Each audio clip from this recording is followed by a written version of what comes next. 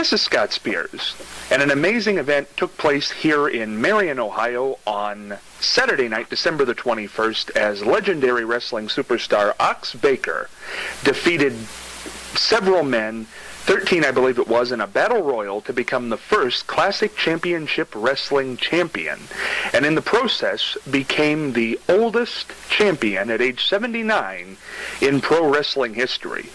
Joining us to help sort all that out is a man who has followed the wrestling scene probably longer than any other journalist, currently still with us. He is a legend in the world of wrestling. With Jim Crockett Promotions for several years, he was a co-host, along with Gordon Soley, of the first Starrcade back in 1983. He is the legendary Bob Caudle. Bob, how are you? Fine, Scott. And you? Doing very well. Bob, I thought you were going to come on there the way you used to come on the programs for years and years. No, that's a long time ago, Scott. First of all, let me wish you and all your viewers a Happy New Year. Hope things go well during 2014. Absolutely. Bob, before we get to the big news here, how are things with you? We haven't heard from you in a while. How's life? Pretty good. Of course, I'm not doing anything, just trying, resting most of the time, but taking things easy and just enjoying life. Do you miss the microphone? No, I do not. It's been a long time, and I'll put that all behind me, and I really don't miss it. Let's talk about a gentleman who certainly made headlines here about 10 days ago, Ox Baker. Before we get to the event itself, what were your run-ins with this guy during your career? Well, a few, but not very much. Scott, Ox was in and out of our territory a lot. He didn't stay here for any long length of time, as I recall over the years, but he was in and out a lot. I always looked at Ox as, geez, that's a big guy.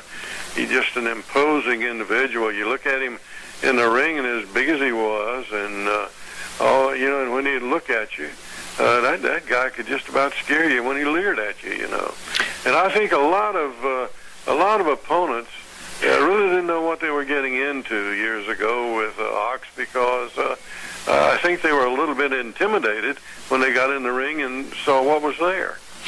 His reputation of killing two men in the ring, Ray Gunkel and Alberto Torres, with that heart punch, certainly followed him around for years and years and years, and to this day does still follow him around. Yeah, and I think that was another thing that sort of intimidated the opponents when they first got in the ring with Ox. They were a little bit leery. Hey, that guy's got such a tremendous punch. He could put me away, and I think they were all concerned about that, and that made them a little timid in the ring. I imagine it would. When I called up today and you heard the news that Ox had won the title at age 79, in the world of internet we can no longer hide our ages. Yeah. What did you think? I thought it was pretty amazing.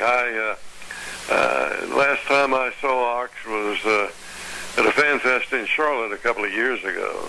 He was still a big guy, an imposing individual, and his muscle tone still looked good, but I never thought about Ox getting in the ring and wrestling again, much less. But then when you think about it, and since I heard the news about that, wrestlers, they really come into their prime a little later than most athletes do for some reason.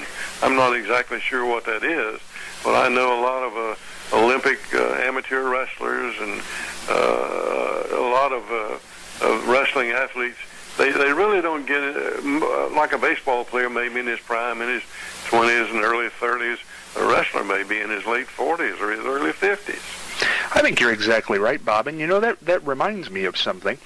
Ox wrestling at age 79, certainly there are not drop kicks or head scissors or anything like that, but to be honest, you saw Ox in his, I would imagine, his 40s, 50s wrestling. Ox never was much into flying head scissors, and that was never his style. No. It was, it was slam bam. He's gonna lower the sledgehammer on you if he gets an opportunity.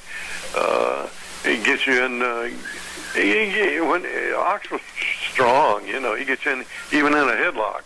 He's almost going to make you holler uncle. The guy was a tough, big, rough individual.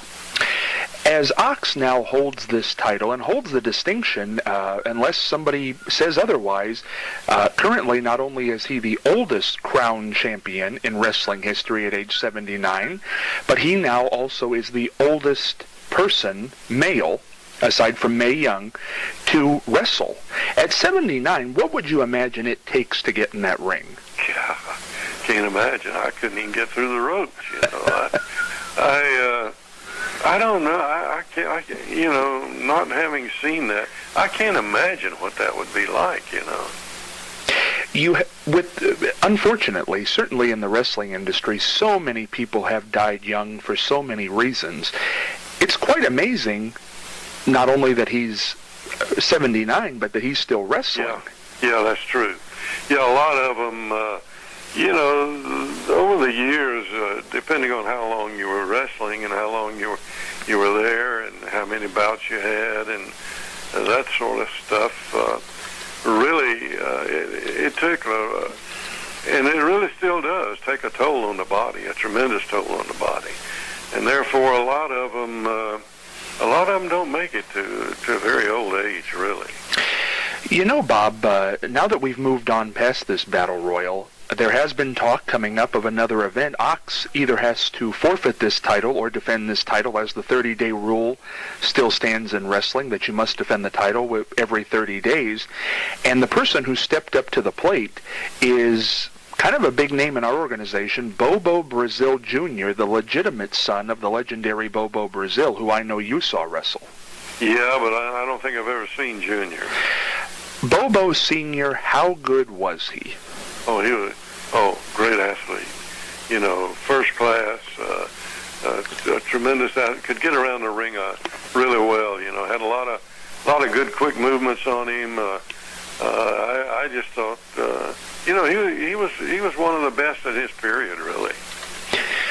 Do you think, if you were advising, what would you advise Ox at this point? Do you think he should retire?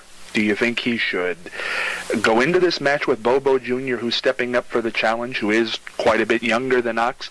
What's your feeling on that? Yeah, I have mixed feelings. I know Ox would like to, I know he'd like to do it.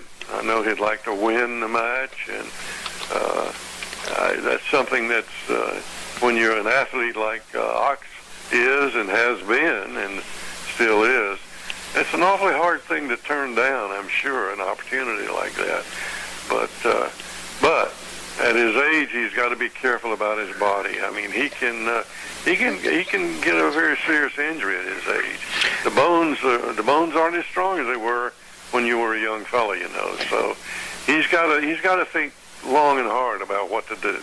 Absolutely, and as near as I can tell, what's been laid on the table as of today, Bobo Jr. has really put an exclamation mark on this.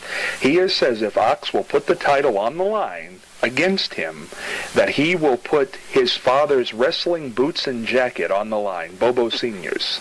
Yeah, so he's not doing that lightly.